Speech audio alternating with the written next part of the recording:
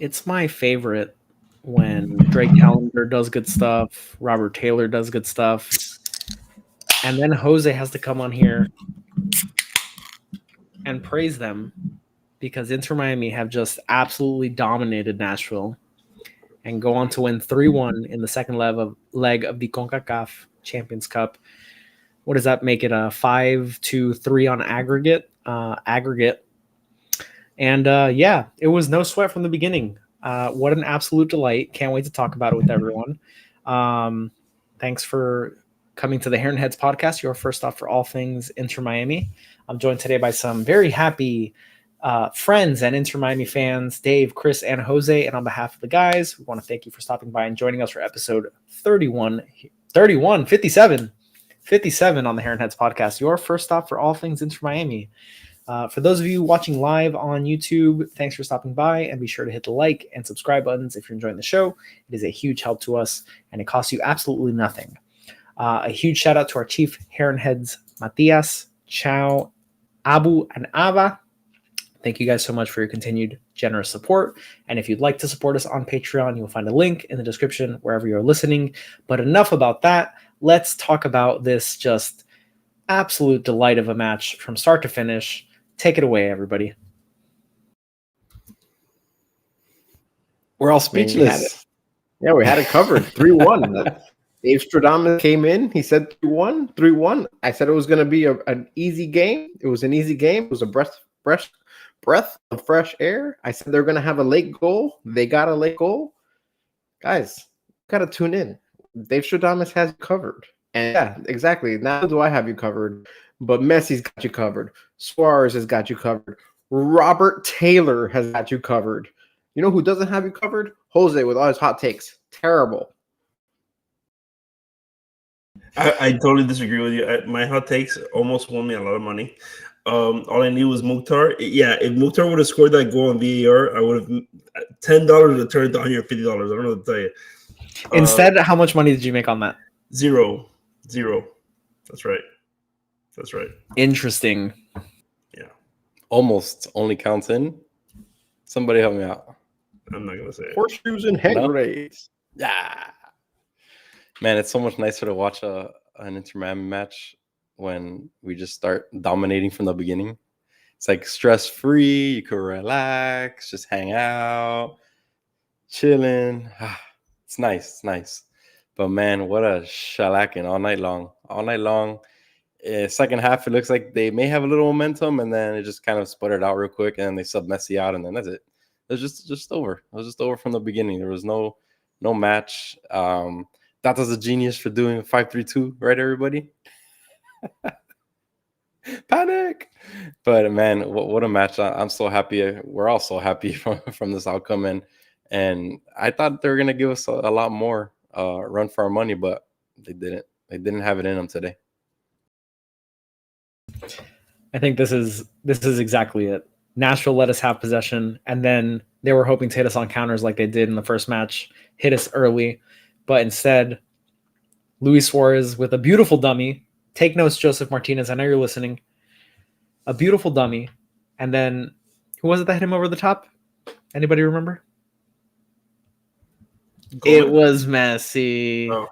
Messi finds him over the top, and Luis Suarez just tucks it away. Beautiful. They get punched in the mouth first, and that was it. That was all she wrote, because then the onslaught was on. Messi looked hungry from the first opening whistle. He was on the ball, making runs, making passes, doing all the things that we know he can do incredibly. Scoring that first goal was critical for Miami. You could say it's always important to score the first goal, but when you're playing a two-leg round in an elimination style tournament, that first goal in the second leg is so critical because it really changes how the game needs to be played. So incredible job by the players. I think they took it upon themselves to really make a statement early and often.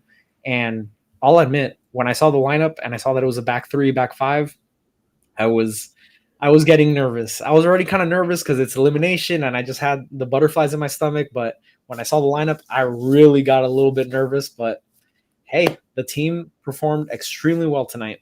But that lineup was like best case scenario for that lineup. They put their best players in, and that's your best chance. If you're going to go back five, have your best back five there. It's arguable that Kristoff might not be the best in the five now with Noah Allen's ascension as the left center back, but I think he performed fine. I think out of all the center backs, he did the worst out there. But overall, you have the best players. Gressel, experienced at the right wing back position. Alba, experienced at the left wing back position. So it worked. And that midfield, that's it. Julio mentioned it in our group chat. This is it. This is our midfield. And when we get Kramaski back and when we have Ruiz just being injected into the lineup off the bench, oh my God, this team, I think we found the formula for this team going forward, especially when we sign a true right back.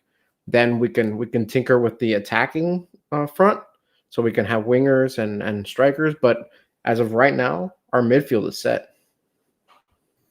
Yeah, I think Julio, everyone, us, the fans, people who follow us on social, I think everyone felt the same way when they first saw a lineup, because I don't know how many comments and messages I got asking, what are they doing? Why is Tata doing this again? I don't understand. And hey, it worked out. The biggest difference being is that Messi and Alba were together today. Alba had a somewhat quiet game, but still, man, it's amazing to see the whole group together running. The chemistry is perfectly there. The passes are being made at the perfect time. We're not seeing all of those crazy offsides that we were seeing early on in the preseason. A lot of that has already slowed down. Gressel's making great passes into the box. We've been seeing it since the season started. So the tides are the tides are shifting, or whatever the saying is. And yeah, it's looking like a different team. It's great to see. So everyone is asking, and rightfully so, about Messi. He was subbed off in the 49th minute, and no one really knows specifically what happens. I'm gonna assume that will get asked a lot in this post-game press conference. What the reasoning was for it. Messi was shown towards the end of the second half when Suarez was subbed off. He was laughing, hanging out on the bench, smiling. I can't imagine it's anything wrong. Probably just precautionary. Inter Miami turn around and have a match on Saturday. So being able to take Messi off and see a game out first, like in a vacuum, it's great for this week, but also it shows you the ability of the team without Messi to hold on to a lead that Messi and co are able to attain early in a match. That's very positive for me. That's a big takeaway. And expand on the lead. He left. I was just going to say that. He left 2-0. And then, I mean, glass shattered for Jose when he saw Robert Taylor coming in for Lionel Messi. And what do we see is Luis Suarez delivering a dime to Robert Taylor, and he placed it perfectly in the top bin. It wasn't hit with any kind of authority, but it was placed perfectly. You couldn't have asked for a better spot from Robert Taylor. And then Robert Taylor immediately thanked Jose by then rocketing one into the 12th row. But he expanded the lead. And you know what? We say, thank you, Robert Taylor. You're better than we thought you were, Robert Taylor. I'm sorry, Robert Taylor. Sorry, Robert Taylor. David, please listen. Luis Suarez, he hit such a perfect ball to Robert Taylor. It hit him in the head, and it happened to go in. That's what happened. It's the type of goal that Jose does the assist on in pro clubs, and he's like, guys, did you see the crossover? I hope they show it in the highlight. And then they never showed it in the highlight. They never do. No, it basically, and it always hits David right in the forehead. Boom! It just goes right in. That's exactly what happened there. It had nothing to do with Robert Taylor. It was a beautiful pass. Luis Suarez was on fire today. Gomez was on fire today. Some of the match ratings that I was looking up while you guys were talking, I wasn't interested in what you're saying. Messi 8.5, Suarez 8.1, Gomez 7.7. Everyone else is kind of lackluster in the low 7s and 6s. If you look at the Nashville ratings, is terrible. 6 and less. I actually saw someone write something about the possession immediately. It made me want to go check on the stats. Yeah, I mean they were right. I forgot who said it in the comments, but we actually lost a possession battle, which I've never seen us do, which is kind of crazy considering it was 55-45. We lost 55-45. We've lost the possession battle before. Yeah, we've lost a possession battle before. On a 3-0 win? On a 3-0 win like that? Like it feels like we dominated, but yes, which is weird. We usually do 70%, and it feels like a dominating. The thing is that we had 70% possession in a 2-2 draw. That we were chasing the game. Today, we took the lead early, and we came out in the second half and let Nashville have the ball. We completely changed the style of play, and Nashville changed their style of play, and they just possessed the ball and attacked us. Kind of. We were looking to just hit them on the counter and just hold on to the lead and sit back, and to an extent, it worked. I mean, if you want to talk about holding on to the lead, like Messi came off, and we held them 1-1, and that one goal of theirs came very late. But, I mean, like, we did good. We did good, even though without having possession. I'd be interested, Jose, if you want to look up really quick the first half possession, because I bet you in the first half we dominated, and then Nashville probably took over in the second half and held the ball for much longer because you could feel it. You could feel that Nashville just came out and they knew they had to go get it. You know, they needed to get the next 2 goals. It just so happened that we scored the following goal. We had possession. We had won the possession battle in the first half, 52%. Not much though. That's closer. Yeah, that's closer than I thought. Because the thing is, when you score goals, you in your mind it feels like it adds 5% possession to to the outcome. It's weird. It's funny to talk about after we just won 3-0, but it is kind of interesting how that happened because it didn't feel like it kind of felt like we were just dogging them the whole game. It was just like I felt like it was just a constant pressure that they could not keep up with. Bottom line, I felt like they could not keep up with us, and maybe when they took out Messi in the 49th minute, I actually almost felt like towards the end of the first half we were kind of slowing down a little bit. Like it felt like we were like, okay, we're a little tired here. I don't know if that. I still would have subbed off Messi there, but I think we're only up by 2, right? At the time, it seemed like a little premature. So I do wonder if anything happened to him. He probably asked to come off. Like Tata would never 100%. If Tata was going to take him off that early, he wouldn't have started him in the second half. So that was Messi who probably just felt something and as a precaution decided to play it safe, knowing when they have a good lead. The way that the game was going, I think he felt comfortable coming off, and he knew he had a game coming up in a couple days. So everything was perfect for him to come off. And he knew that Robert Taylor was going to come in and fill in his shoes. The Finnish Messi, basically, is what they're calling him. Robert Di Maria Taylor, some would also say. So we've spoken about Messi, Suarez. Can we talk about Gomez? Gomez was an absolute animal today, guys. I mean, he was hustling up and down the field. His possession was amazing. He was just, his engine is just incredible. You see this guy at like the 70th minute just running down the pitch like if it's the beginning of the game. I don't understand where he gets the energy from. And he's played a lot. He's played a lot this season. He's only had that one game off, the last match against Montreal. So man, he's really, that chemistry with Messi and Suarez up there is really paying off. We saw it in the beginning of the season. We saw it tonight. And it's incredible to see how much he's progressed since coming in last season, towards the end of the season or the last third of the season. Because at first we were kind of like, oh, I don't know about this guy. He plays a little weird. He's not a scorer, this and that. He's very up and down. Yeah. But man, this season he's just gone to the next level, and he's taking his game to a place that who knows where it could get to. Who knows where it could get to. We're seeing this stud just build in front of our eyes, and it's fun to watch, man. He's a nice guy. He's a nice player to watch for sure. Besides your stars that we have. He had a wonderful game. I mean, just all match. There were just so many moments where you're like, damn, Gomez is playing really well right now. And it's so refreshing when you see that from a midfielder. We see it with Gomez. We see it with Redondo. Redondo has also so many plays that you're like, God, like, I am so happy we signed him. He's such a talented passer of the ball, possesses the ball really well. And you could say the same for both players. They're obviously different because Redondo's got a little more size to him, a little bit more physical. And Gomez, man, he's just, I said it in the chat, he's got that dog in him, man. Like, he just boxes people out and just can control the ball really well. He found some space to set up the Messi goal. You know, he like ran through a crease and just passed it over to Messi in the box, and Messi tucked it away, as you would expect. But man, Gomez really, really continues to impress me.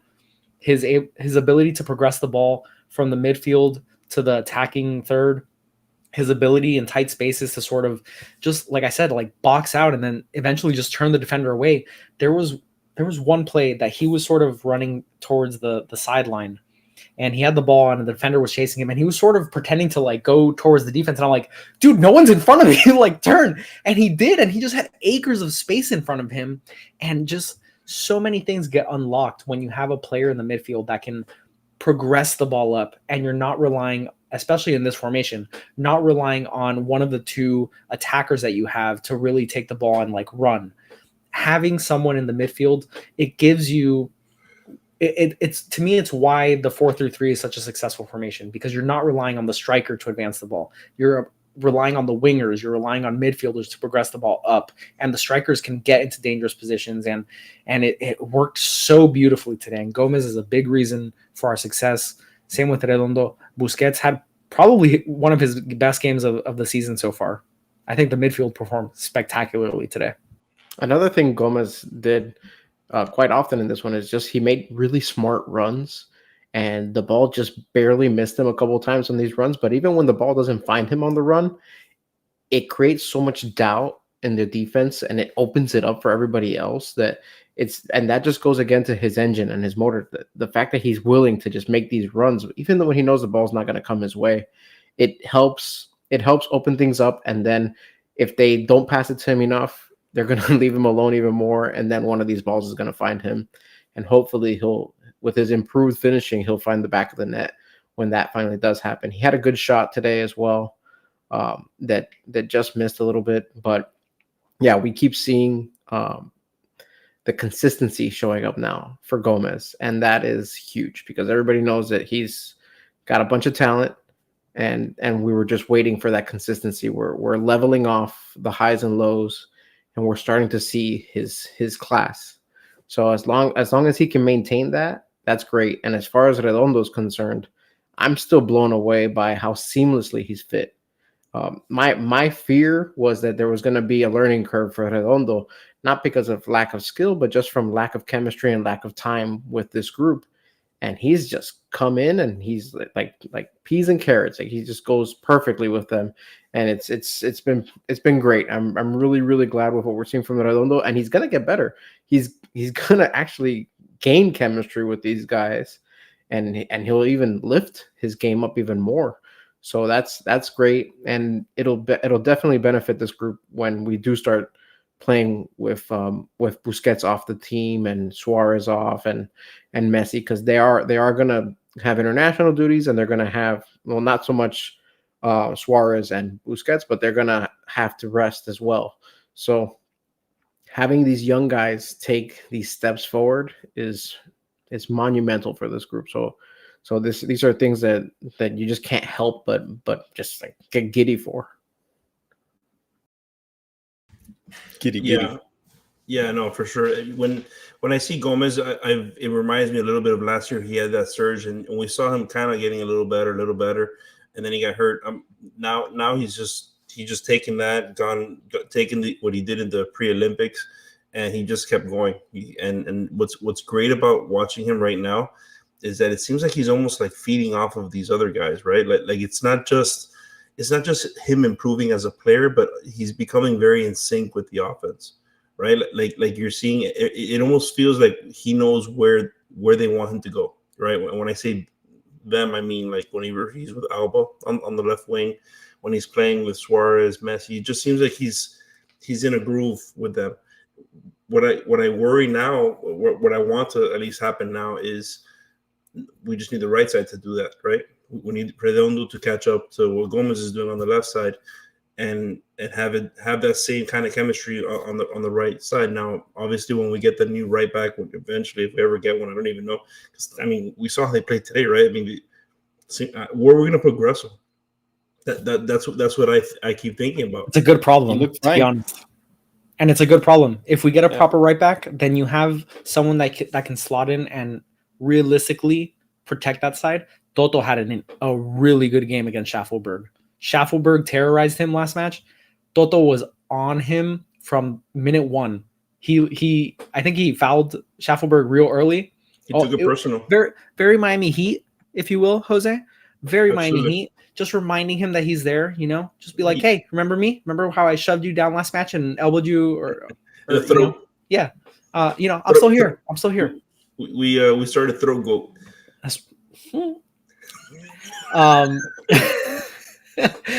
Yeah, but to me, Toto had a really good match. Throw gate. Okay, settle down over there. We know you're live on TikTok at the Heron Heads, but let's settle down for YouTube here.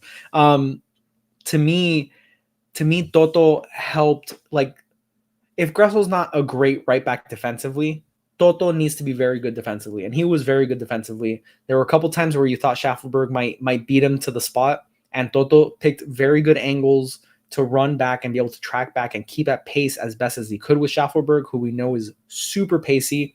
Gave us fits last match, and Toto had a great game, and it covered up deficiencies that Gressel may or may not have at right back. And Gressel had a good match. Gressel didn't do too many things that had you scratching your head. Everyone played soundly. Like, we saw so many mental lapses against Montreal that drove us absolutely insane.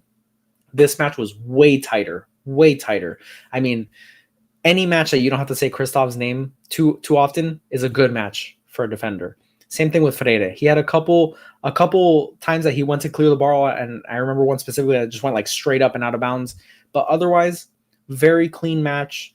Not too many times that they were caught isolated against the defenders. There was always 2 or 3 people around the ball when Nashville got it in advanced positions, and just really, really good, really good.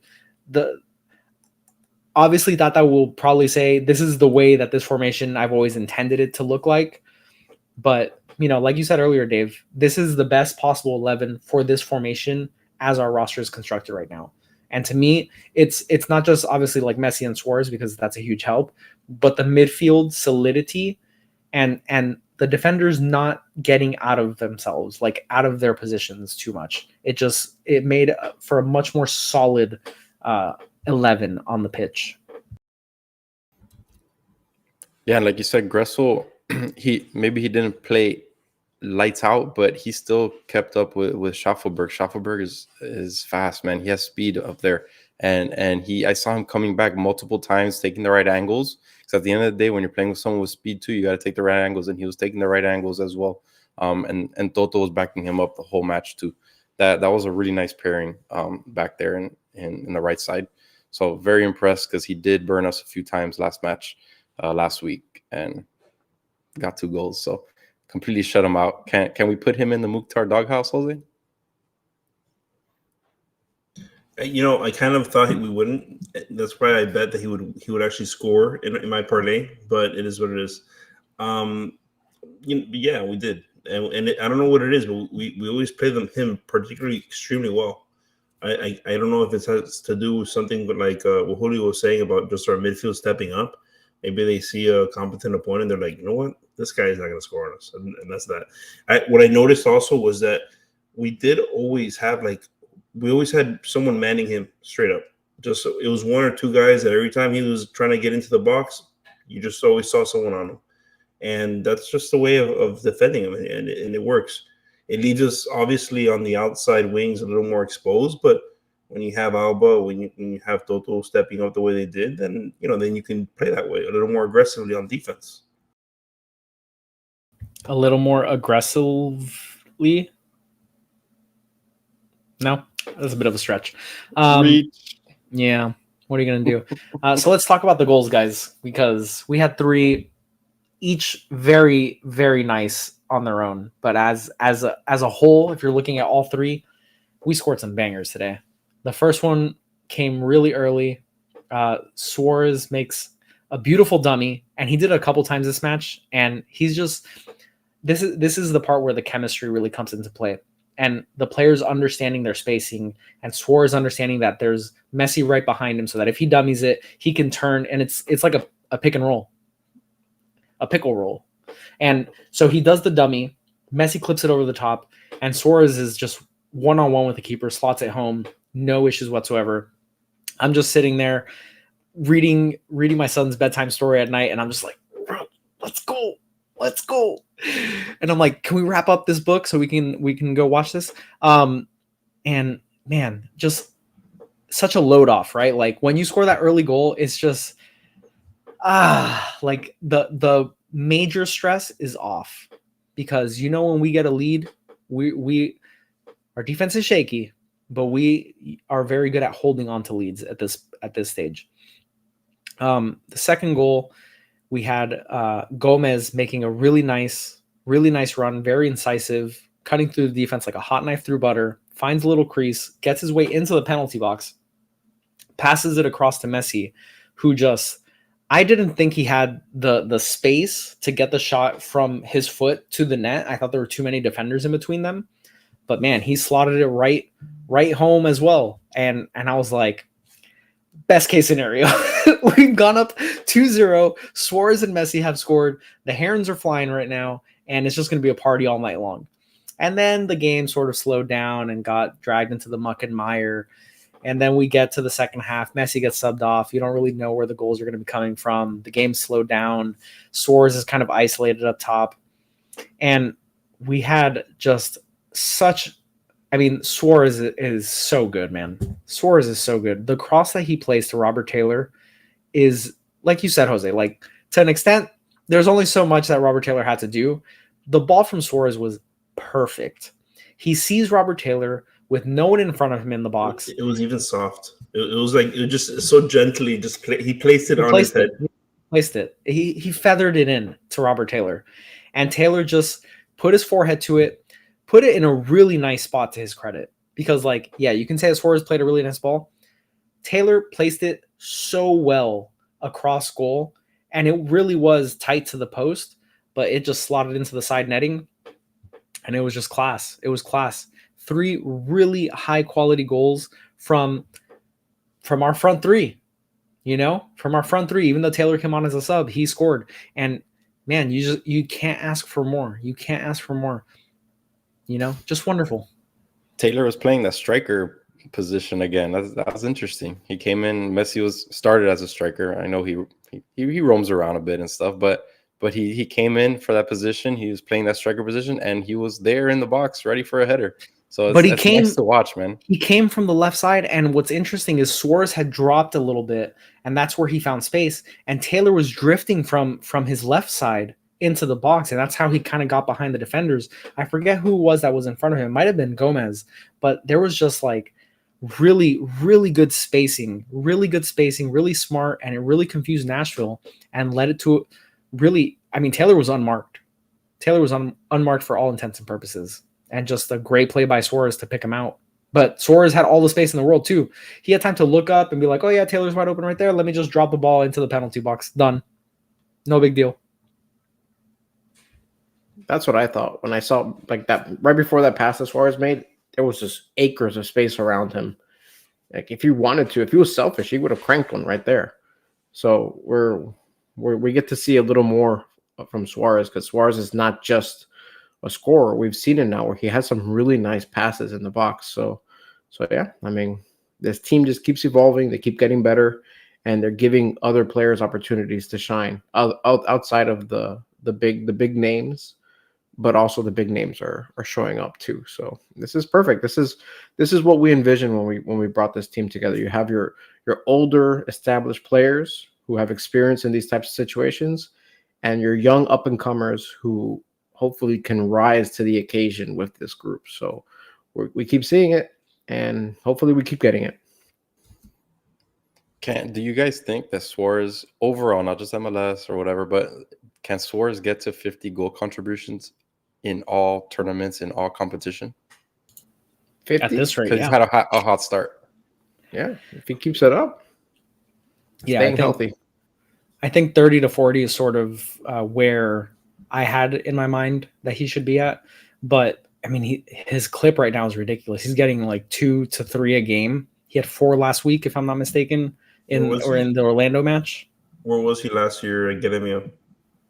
I don't know. A lot. Goal contributions, I don't remember. I think he had goals because he was the golden boot of the league. Like, he had the most goals scored, but he also assisted on half a dozen, maybe more. I'm not sure.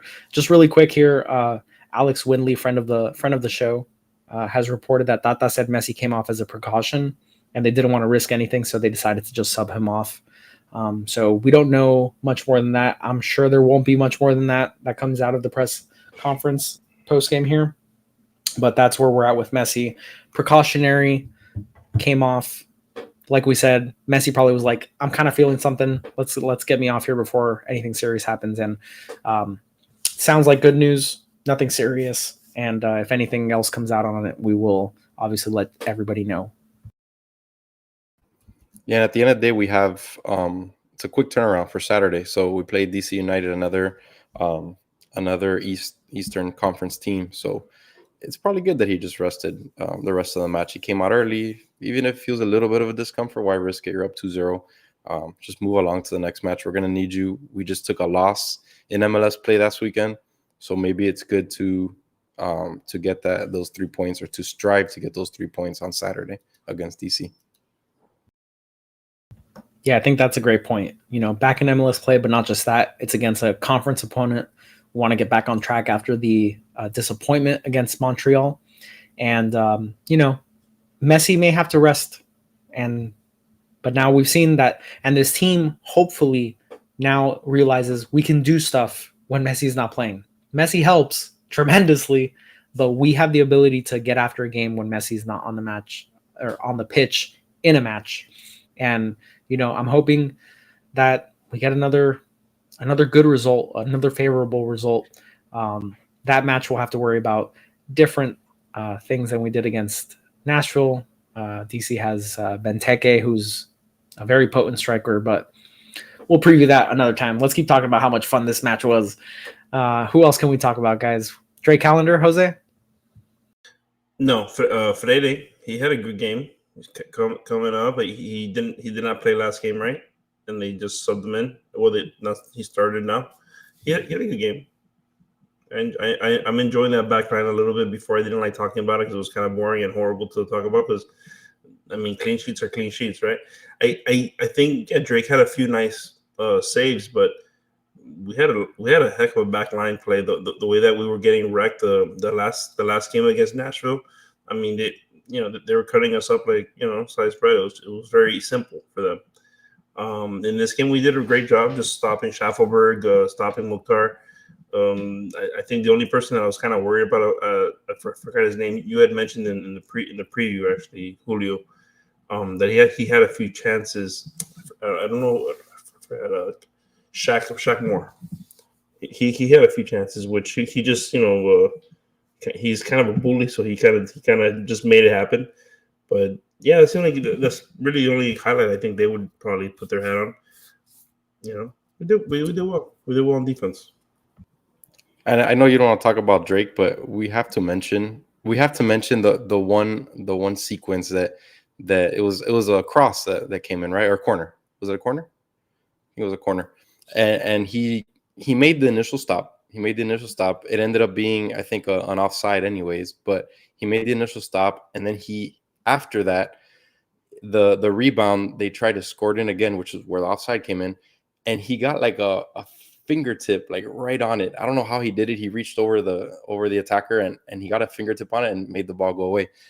So man, that was really 2 nice plays there from Drake that you have to give him credit for. Yeah, there weren't a lot of shots on goal. Probably he didn't have to make any spectacular saves, but just that sequence alone, he did save a big one at a critical time for Miami. So you got to give him credit for that, whether you like the guy or not. And by the way, he was named to the U.S. national team. Yeah, U.S. national team roster. So, yep, for the upcoming Nations League matches. So kudos to Drake. Big day for him. He'll probably not play any matches in the Nations League, but it's still a great honor to be named. There's a lot of American players out there, obviously. So to be named to the U.S. men's national team is a big deal, regardless regardless of how you feel about the men's national team for this country. But really cool for Drake, really great for Inter Miami continuing to bring the brand to new eyes, new fans. And that specific save is unreal because it's not just getting a body part in position to stop it. It's being strong enough to stop it at that close range. Getting a hand to it is one thing, but having a strong hand to stop it from going in is another altogether. So to me, it was extremely impressive. Yeah, he was offside anyways. Yeah, didn't matter. There's two though that he had good saves on. One of them hit like right on his chest, which again he was like literally there. I mean, it is what it is. But it was a good save. And then the other one's the one that you were talking about. It's okay. It's very all around good. All around solid. No one. I don't think there's anyone that you could say he had an off game. Yeah. You know what? If you get a nitpick, I wanted Jordi Alba to get a little more involved. He didn't have one of his studly performances where he was dying on that one run. He had this one run where he cut into the midfield and then passed it, but the pass was just a little off where he would have found a ton of space if his pass had been on target. He was in, and he was so frustrated. It was very pro clubs. It was very like, we got this game in the bag. Let me just go adventure and just see what I can do to increase my match rating. He had another bad play where Messi wanted him to keep going and he fell back instead. And you saw Messi just get so mad. He didn't even try to save it. He's like, I'm not even gonna get it. That's on you. And he just walked away. Yeah, he had an off game. If you're gonna nitpick, right? Because you're used to him being a stud, right? So you compare to if you compare to the Montreal game, sure, because Montreal he completely took over. But right. We didn't need that today. Right. We didn't need that today. We needed him to just hang back, pitch in when needed. Obviously, he's always going to get in advanced positions, and he did his job of what was needed today. Against Montreal, we needed him to take over and dominate and move into the midfield and just sort of float around. Today, we needed him to stay in his position because, man, that we're going to keep going back to it. That midfield dominated this game. So he did exactly what he needed. He might have been frustrated because who doesn't like getting on the score sheet, but he did what he had to. I feel like a lot of the commenters keep mentioning how the team fell off when Messi was subbed out. I almost think that we just changed our methodology altogether, and that's going to happen. He's the best player in the world, right? But it's also something to think about. You're also winning 5-2 aggregate from a second leg. Your best player is now being subbed off because he has an injury. You have to change how you're going to play. We went ultra conservative, and that's fine. You put Robert Taylor in, yeah, you're gonna have to go. You're gonna have to go very conservative. It is what it is.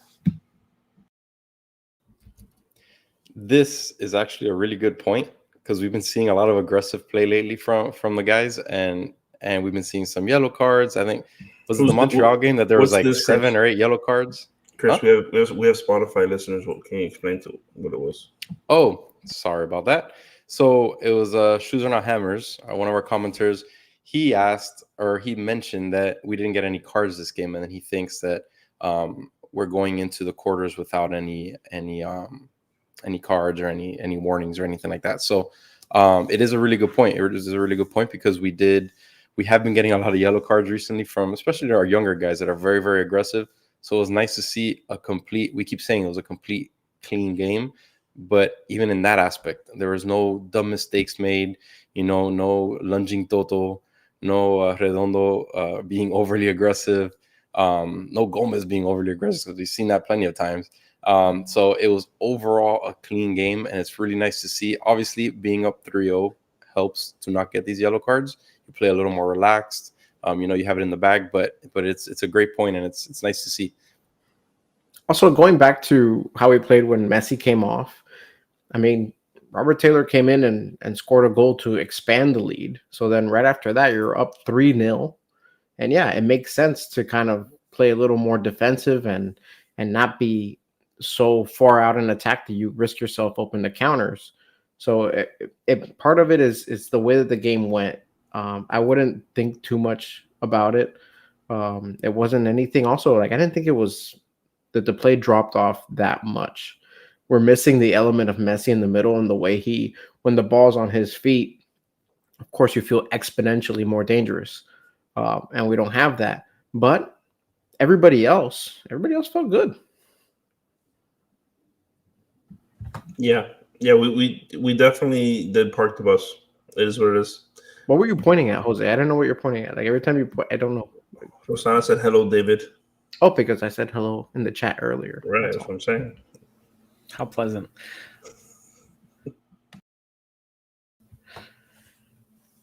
I had a thought and then it totally escaped me. It came back to me now. What do you guys think? I thought, let me rephrase this.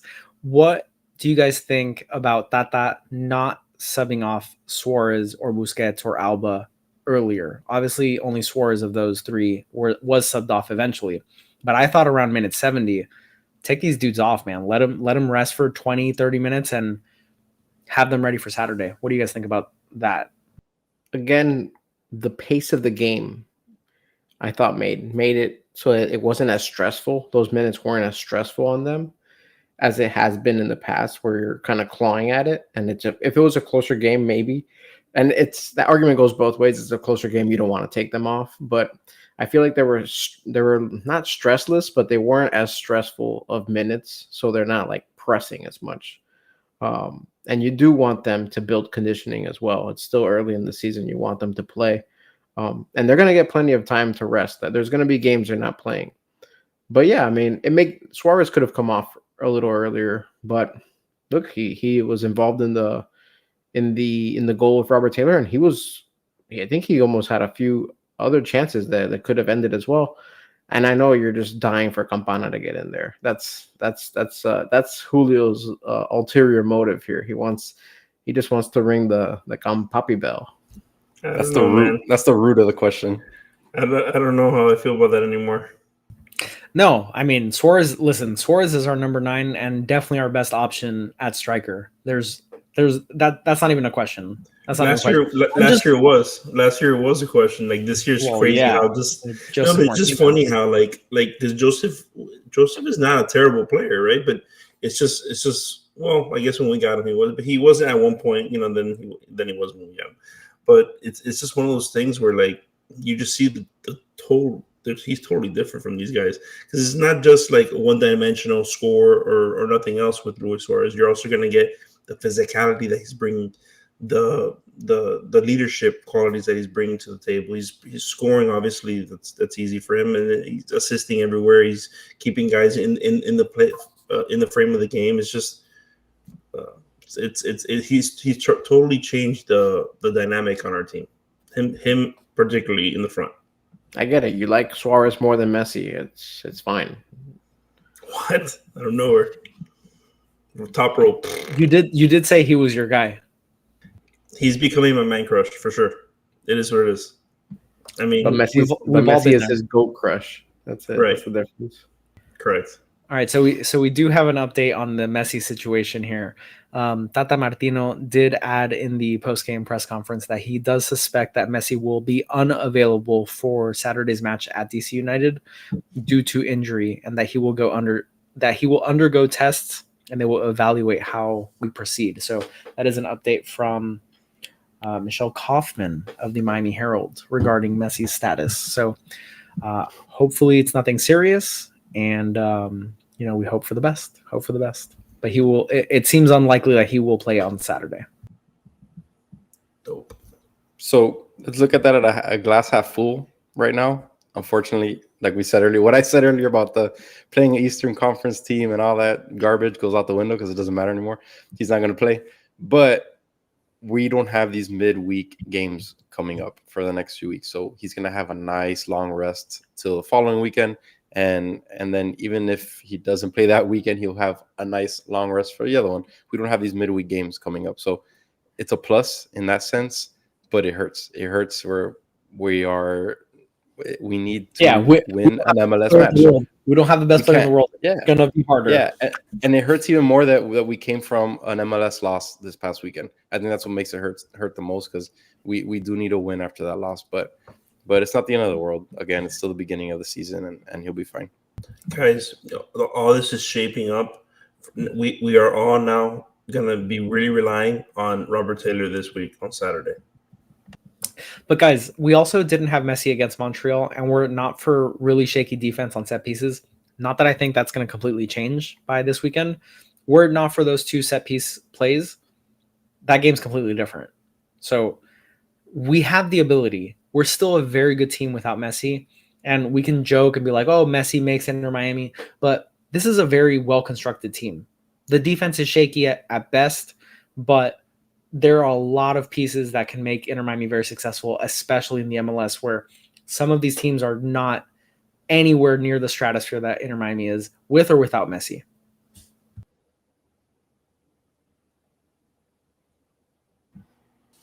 Agreed. Yeah. Agreed. I mean, Jose, you can bet on DC United and not tell anyone. No, I'm gonna for sure do an under on Robert Taylor goals. Whatever it is, under for sure. Because now we're relying on him. I'm gonna look at Vegas right now. I'm gonna bet under. Great. I have people that ask me, "Oh, Jose, what do you think the good parlay is?" Under Robert Taylor. We're gonna win under Robert Taylor. Those poor people. Two-leg parlay. Boom. Enjoy. Two-leg parlay. Suarez scores under on Robert Taylor, and over 2 goals, and we win. That's a great parlay right there. Figure it out. It's probably not that good of a parlay. I'm gonna do it right now. Okay. Good luck finding under 0.5 goals by a specific player. Anyways, yeah. Listen, we'll deal with DC United another day. Today was it's a big day in the club's history. It's the first time that we advance in a round of the CONCACAF Champions. Obviously, this is the first time participating in this competition for this club, but advancing to the next round is a big deal, because not only is it an important part of the club's history, this would have been disastrous if Miami had failed to advance, right? Like if we didn't advance, and that's the part I was nervous about, is having to deal with that. Because if we didn't advance, I don't know about you guys, but maybe the entire season is looked at as a failure, because then we're just talking about domestic success. CONCACAF Champions opens us to international success. And to me, that is much more important in the grand scheme of things for this club, wanting to be recognized as one of the best clubs in the world. And there's a long way to go before we're in that conversation, but this is a very important first step. Yeah, like we said in the beginning, one of our first episodes before the beginning of the season started, that a failure this season is not getting at least 2 trophies, and CONCACAF is a major player in those 2 trophies. So if we would have been bounced out today, that would have been it would have been a failure. It would have been a failure, even though we still have the Leagues Cup, we still have MLS Cup.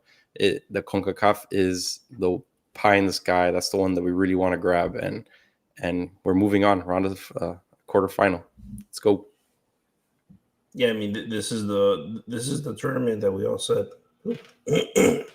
Anyways, that I muted it. This is the cup that we all wanted from the beginning, right? When we all talked about, so what trophies is that you guys want? We all wanted all this of them. All of them. That's what I want. Well, but 100% wanted this one particularly. But yeah, I mean, it's not that we're hating on Robert Taylor. I'm hating on Robert. It's that Jose's hating on Robert Taylor. We are not.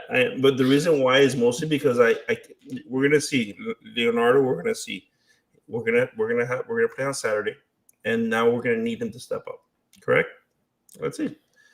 True, David Ruiz. He has definitely. I don't know what happened. Nobody. I've noticed that Chris's favorite player hasn't been mentioned by Chris. He's not playing consistently. He hasn't been playing. What do you want to say about him? He hasn't been playing. What you're gonna play him over Gomez? No. That's crazy. No, he hasn't been playing. It is what it is. True. It is okay to accept our favorite players' positions on the team. Campana is definitely the number 2 behind Suarez. Ruiz is definitely the number 2 or 3 behind a number of players. And it is what it is. We're allowed to root for these underdogs on our team. It's okay, Jose. We don't have to gravitate towards the best players in the world and be like, that's my favorite player. It's okay. It's okay, Jose. We're here for you. You're right. I can't find the goals for the particular player right now. Okay. For the parlay, I was literally looking at the parlay right now. They don't have. You can't take the under. Imagine that so you they can't don't have take they don't have any player specific things. Yeah, too early. It's too early. So the Northern Thai Garden guy asks if there's any new news on a true right back, and I don't have any updates. But do any of you guys have any whispers from the streets? Nope. I think we the last guy that we were waiting on was it Palacio or something like that.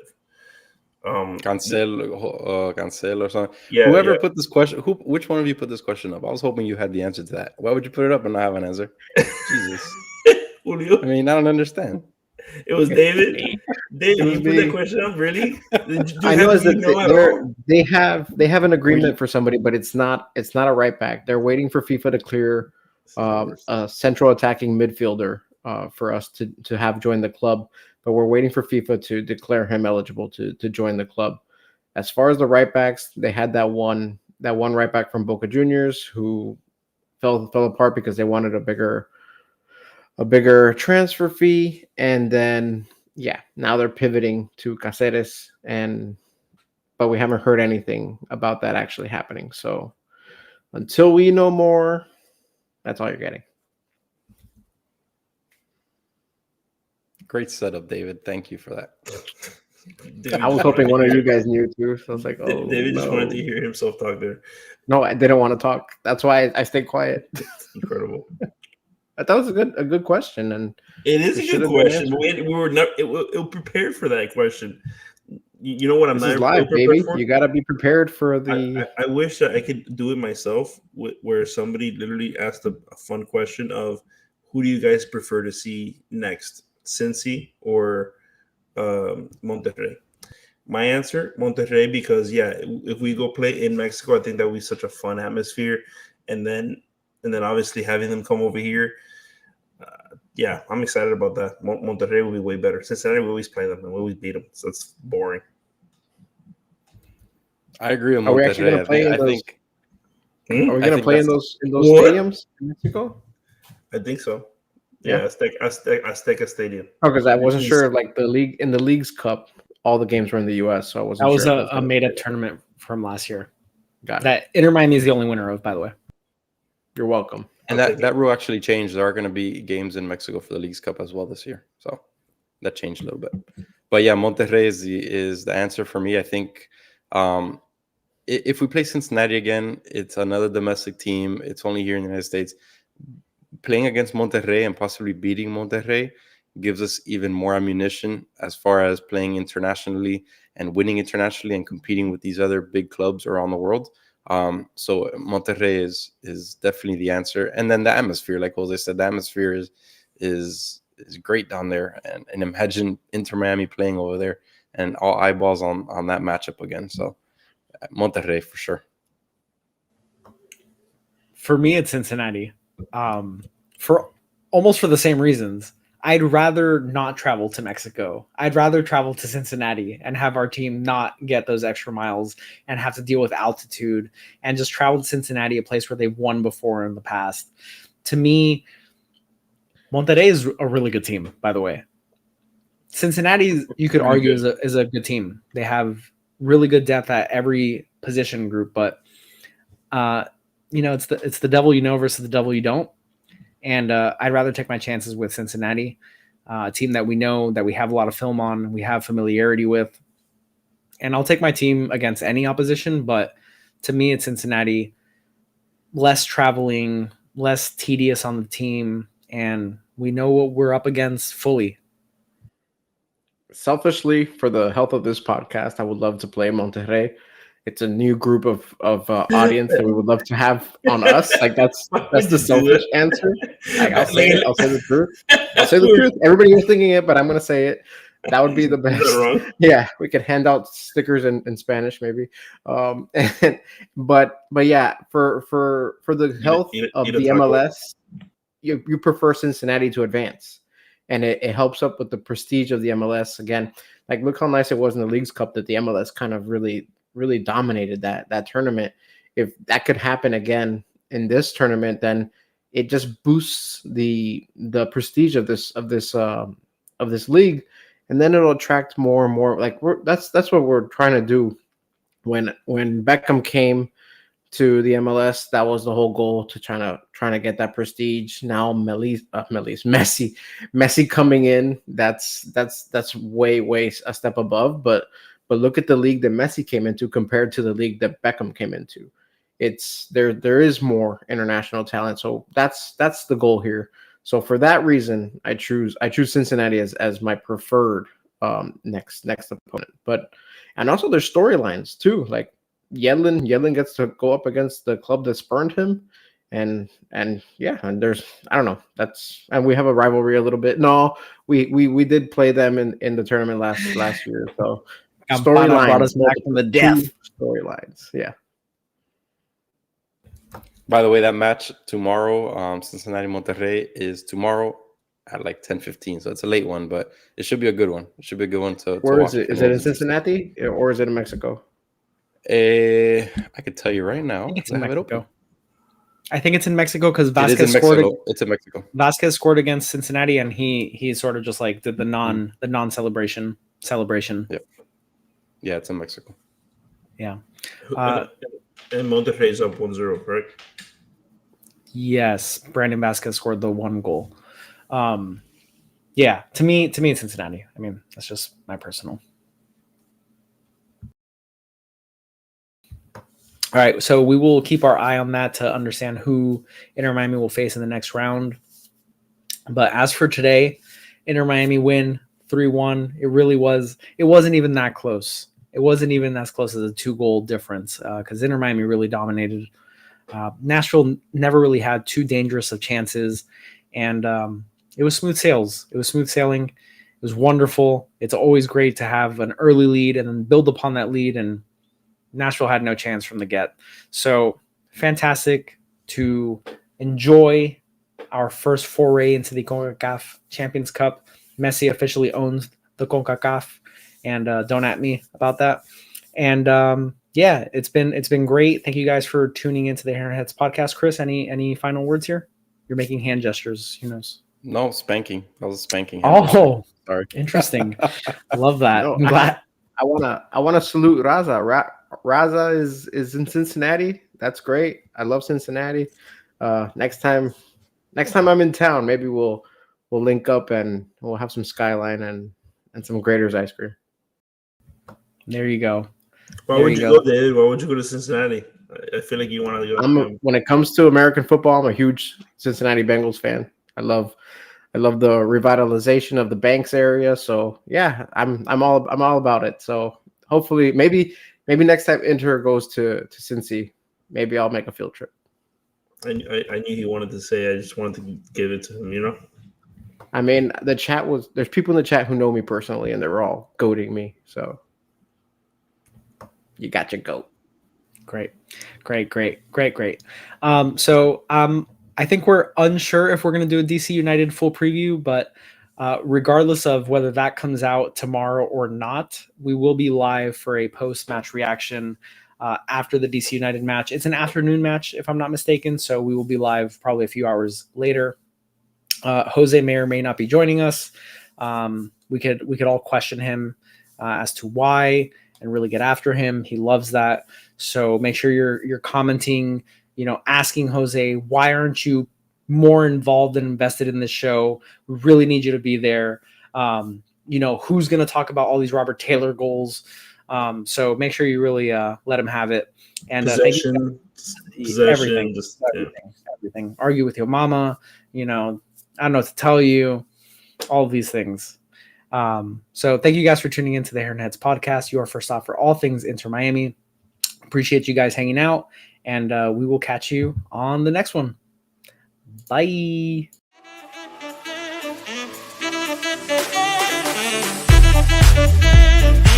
We'll be right back.